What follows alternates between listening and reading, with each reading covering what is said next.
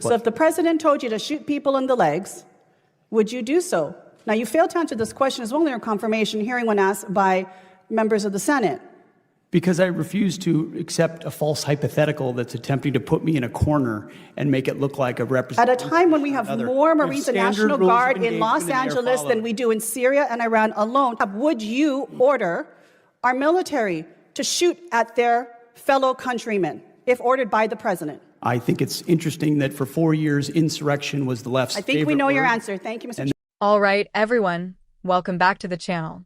If you're tired of the non-stop political drama in Washington, then you need to see this. What we just watched is another example of why so many Americans have lost trust in Congress.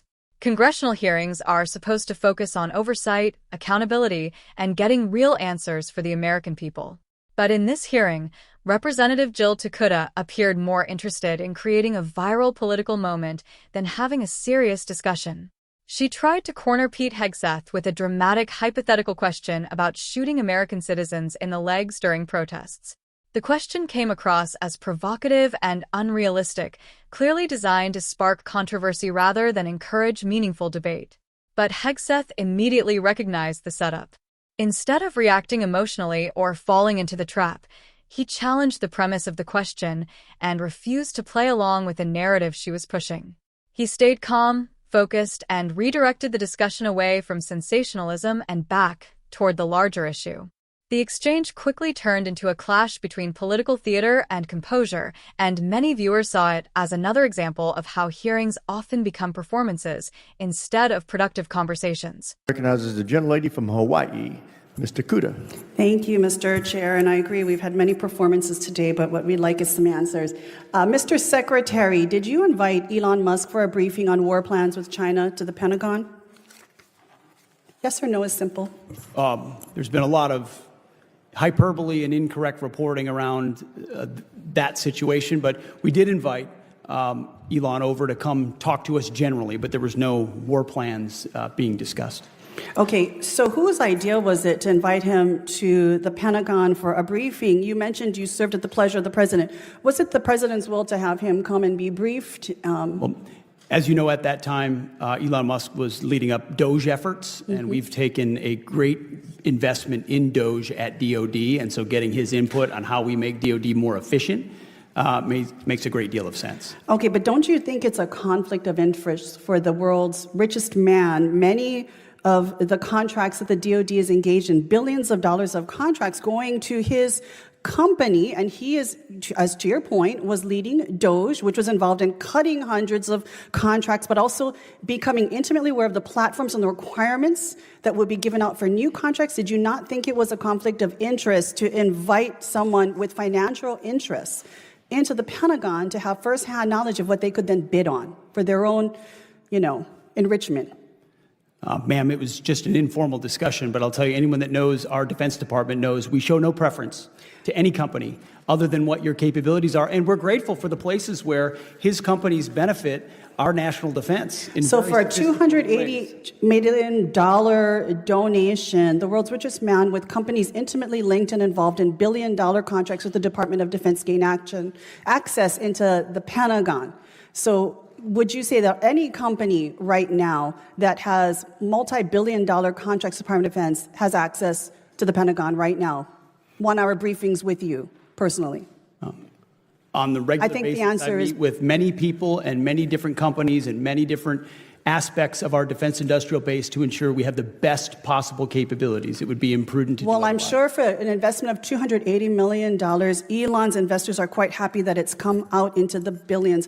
I want to jump questions right now. Mr. Secretary, on January 6, 2021, rioters and looters attacked federal law enforcement officials, vandalized and destroyed federal government property, and caused an estimated $2.7 billion in damages right here at the Capitol. Would you have sent the National Guard and the Marines in on that day?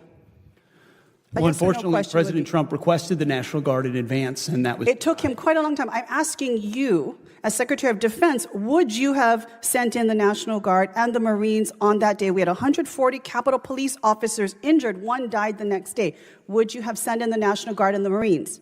As I said, President Trump directed National Guard to be there in advance. And I think you can look at the record of how long it actually took for him to actually send them in. But it's good to hear that it sounds like you would have sent in the National Guard and the Marines on that day in which the insurrection was taking place right here at the Capitol.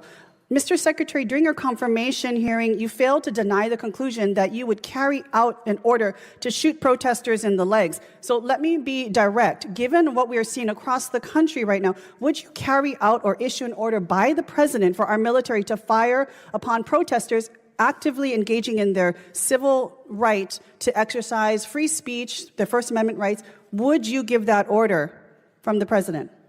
I assume you're insinuating what's going on in Los Angeles, and I wouldn't call Not just that a Los peaceful Angeles. If we protest. take a look at protests throughout the country, it's a simple question. If directed by the president, would you order our military to fire upon protesters? Simple yes or no. Ma'am, we have, as you know, and as this committee knows, we have standard rules of engagement that are in place that give guidance to our troops, and they abide by them.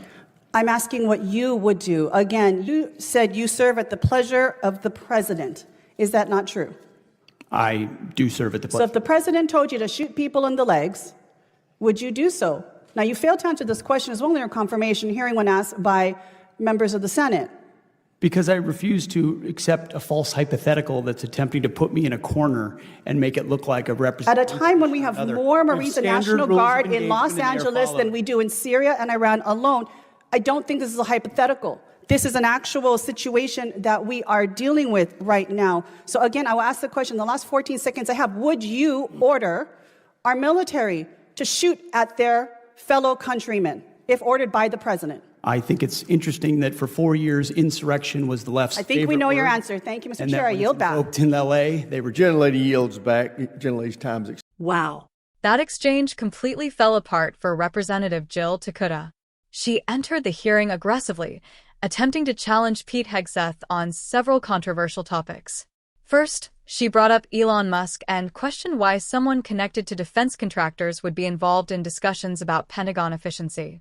Hegseth responded by explaining that the Department of Defense regularly works with private companies and innovators whose technology supports national security. He argued that companies like SpaceX play an important role in modern defense infrastructure and that discussions with industry leaders are part of improving military capability and efficiency. When that line of questioning failed to gain momentum, Tokuda shifted toward the topic of January 6. Hegseth responded by stating that President Donald Trump had requested National Guard support ahead of the events at the Capitol. The exchange became tense as both sides attempted to control the direction of the discussion. Tokuda then returned to the earlier hypothetical involving protesters and military force. Critics of her questioning viewed it as an attempt to portray conservatives as authoritarian, while supporters likely saw it as an effort to press for accountability and clarify positions on the use of force. Throughout the exchange, Hegseth remained composed and avoided giving emotionally charged responses. Supporters viewed his performance as confident and controlled, while the hearing itself reflected the deep political divisions that continue to dominate Washington.